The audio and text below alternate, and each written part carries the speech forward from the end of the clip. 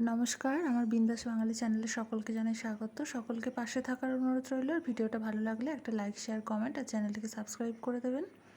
তো আজকে নিরামিষ পনিরের একটা রেসিপি বানাবো। তার জন্য নিয়েছি 200 গ্রাম পনির। এবারে খুব ভালো করে ছোট ছোট কিউব শেপে কেটে নিচ্ছি ছুরি দিয়ে। যেরকম খুশি শেপ দিতে পারো, আমি এরকমভাবে কেটেছি আজকে। এবারে এক টুকরো আদা ভালো করে ছোট ছোট করে কুচি কুচি করে কেটে নিলাম, আর নিলাম দুটো কাঁচা লঙ্কা কুচিয়ে।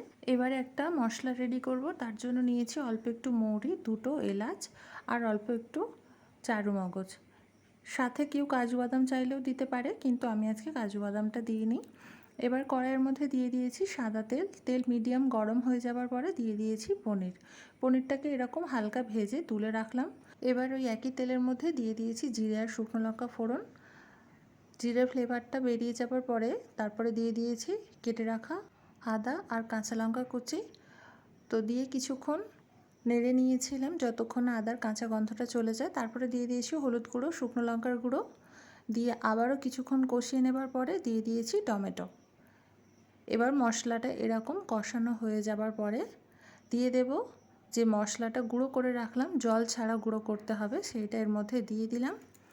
দিয়ে এবার মশলাটা ভালো করে আবারও কষিয়ে নেব। পুরো রান্নাটাই মিডিয়াম টু লো হিটের মধ্যে করতে হবে। এবার মশলার বাটিটা ধুয়ে অল্প একটু জল দিয়ে দিলাম, না হলে মশলাটা পুড়ে যাবার একটা ভয় থাকে। তো আবারও খুব ভালো করে কষিয়ে নিচ্ছি যতক্ষণ না মশলা থেকে খুব ভালো মতো তেল ছেড়ে যায়।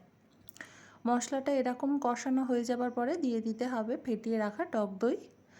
টক দইটা দেবার সময় অবশ্যই গ্যাসের ফ্লেমটা একদম লো করে দিতে হবে, না হলে টক দইটা ফেটে যেতে পারে। দেখুন মশলা থেকে আবারও তেল ছাড়তে শুরু করে দিয়েছে।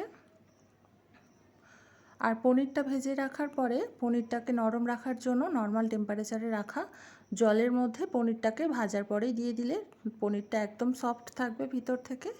এবার আমার মশলাটা প্রায় কষানো হয়ে গিয়েছে। দেখুন কত সুন্দর মশলা থেকে ভালো মতো তেল ছেড়ে গেছে।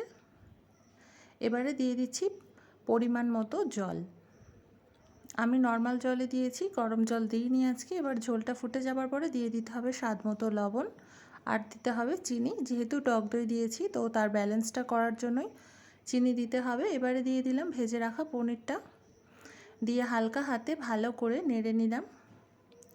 দিয়ে দিলাম জিরে গুঁড়ো আর ধনে গুঁড়ো, আর দেবো অল্প একটু গরম মশলার গুঁড়ো।